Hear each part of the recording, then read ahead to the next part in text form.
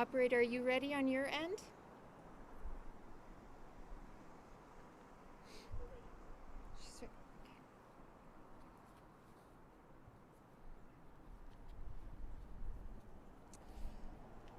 Thank you. Good morning, everyone. My name is Grace Pastine, and I'm the Litigation Director for the BC Civil Liberties Association. I'm joined here today by Megan Tweedy, Senior Counsel for the BCCLA, and also by Jessica Maganette, Counsel for the BCCLA. We are honored to be here today, here on the Coast Salish territory. We're honored to be on the shared lands of the Musqueam, Squamish, and Tsleil-Waututh peoples.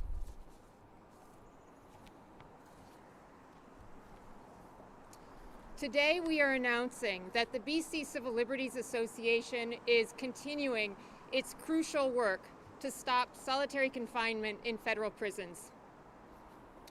Today we are suing to stop wardens at federal prisons from unlawfully placing in long-term solitary confinement. Solitary confinement is the practice of placing a person alone in a locked cell for 22 hours or more per day without meaningful access to human contact. Long-term solitary confinement has been condemned the world over as a form of torture. It has been banned by Canadian courts. The government claims that it has ended the practice. But wardens at federal prisons continue to isolate people for days, weeks, and months at a time as a routine form of prison management. Today, with this lawsuit, we're calling on the government to respect the human rights and dignity of all people and reject the use of torture once and for all. With that, I'll turn the microphone over to Megan Tweedy, Senior Counsel, and she'll provide further details about the case. After Megan speaks, Jessica Maganette will be providing comments in French, and we'll be happy to take your questions at the end of the presentation in both French and English. Thank you. Thank you. We at the BC Civil Liberties Association are continuing our work to end the prolonged solitary confinement of people in prison. Today, we're announcing that we filed a lawsuit against the federal government to stop prison wardens from unlawfully placing prisoners in mass solitary confinement. They are doing this by using practices known as lockdowns and restrictive movement routines. In 2019, we had a historic win when the BC Court of Appeal ruled that federal laws allowing prolonged and indefinite solitary confinement were inhumane and unconstitutional. As a result, the federal government claimed it abolished the practice by eliminating its administrative segregation regime. However, we continue to see the ongoing and persistent use of illegal isolation in federal prisons. During lockdowns and restrictive movement routines, wardens lock down entire institutions or set highly restrictive schedules that isolate people in their cells, natural light and fresh air. Prisoners under lockdown are sometimes not allowed out of their windowless cells for days at a time and are sometimes only given 15 minutes to 1 hour out of their cell per day. We've fought this battle before, and the evidence was clear. Solitary confinement causes devastating harm to the people who experience it, as well as their families and communities. It also does nothing to rehabilitate or make prisons safer. This is a broken and dangerous practice which causes extreme and sometimes permanent psychological harm to the people who endure it. There is overwhelming evidence of this. There is also international consensus that the practice amounts to torture.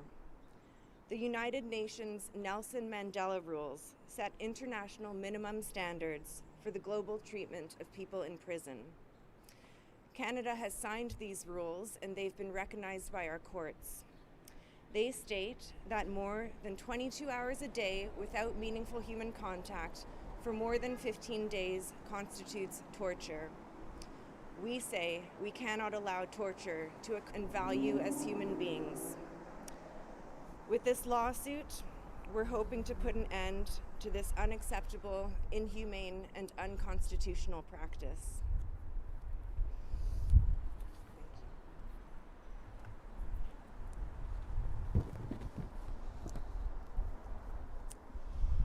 Bonjour, mon nom est Jessica Magonnet, je suis avocate pour l'Association des libertés civiles de la Colombie-Britannique.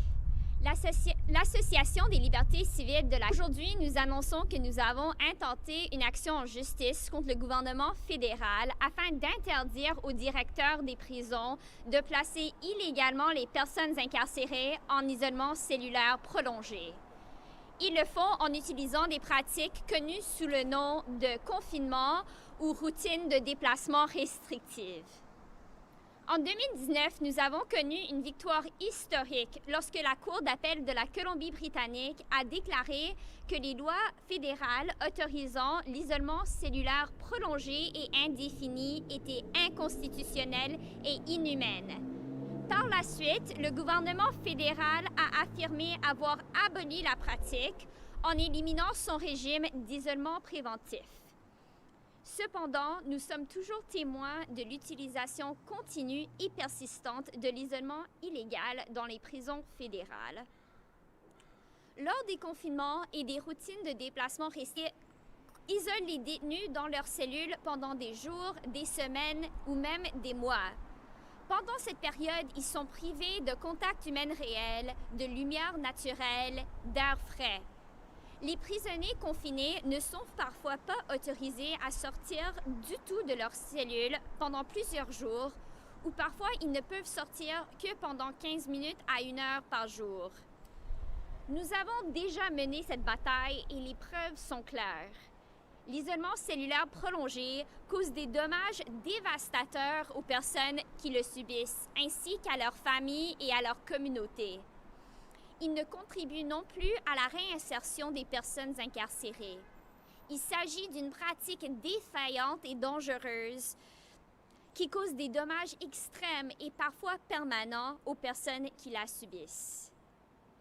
Il existe des preuves irréfutables que l'isolement cellulaire prolongé cause de graves dommages psychologiques. Il existe aussi un consensus international qu'il s'agit d'une forme de torture. Les règles Nelson Mandela des des Nations Unies établissent des normes minimales internationales pour le traitement des personnes incarcérées. Le Canada a signé ces règles et elles sont reconnues par nos tribunaux. Elles stipulent que plus de 22 heures par jour sans contact humain réel pendant plus de 15 jours constitue de la torture. Nous ne pouvons permettre que la torture soit pratiquée derrière nos murs de prison. Les personnes incarcérées doivent être traitées avec le respect de leur dignité inhérente et de leur valeur en tant qu'être humain. Grâce à cette action en justice, nous espérons mettre un terme à cette pratique inacceptable, inhumaine et inconstitutionnelle. Merci.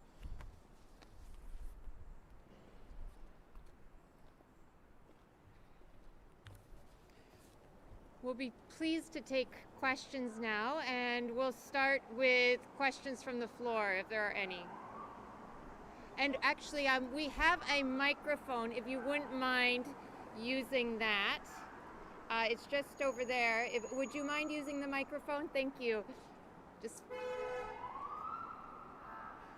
Is a copy of the filing available, and where can we find it? Yes, there is a copy of the filing. We can hand it to you at the end of the press conference, and there's also a copy in the press packets. Okay, super, thank you. All right, operator, we'll be happy to take a question from the phone if there are any. A reminder for those on the phone to press star 1 if you have a question. And at this time, we have no questions on the phone. Thank you. My apologies. we do have a question from Camille Baines at the Canadian Press. Hi, thanks for taking my question. I'd like to know how many people approximately in Canada are currently being confined in the manner that you call inhumane. I'm sorry, we're having just a little bit of a problem hearing you. If you wouldn't mind repeating that question, that'd be great. Did you hear that? I'll let you. I'd like to know how many people in Canada are being confined in the manner that you are saying is inhumane. Yes, we know that it's thousands of people across the country, thousands of people in prison. I can't give you an exact number, but we know that this is a matter of thousands of people throughout, in prisons throughout the country.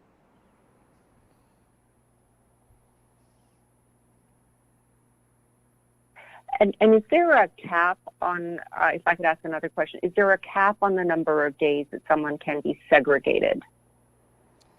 Well, the United Nations Mandela rules state that any confinement for 22 hours or more a day without meaningful human contact for more than 15 days constitutes torture. So anything beyond that is torture. The CCRA, the Corrections and Conditional Release Act, certainly don't explicitly allow prison wardens to use torture, to use solitary confinement in this manner. But they're abusing their powers to set lockdowns and restrictive movement routines that can indeed result in isolation for this period of time. And sorry, who was just speaking? My live stream is causing a few problems. Sorry, it's Megan Tweedy. I'm senior counsel at the BCCLA. Okay.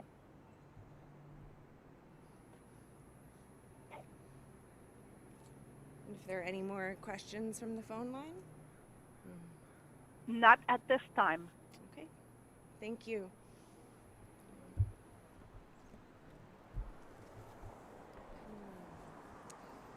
And barring any further questions from the floor, all right, thank you very much for coming. We'll conclude the press conference. Thank you.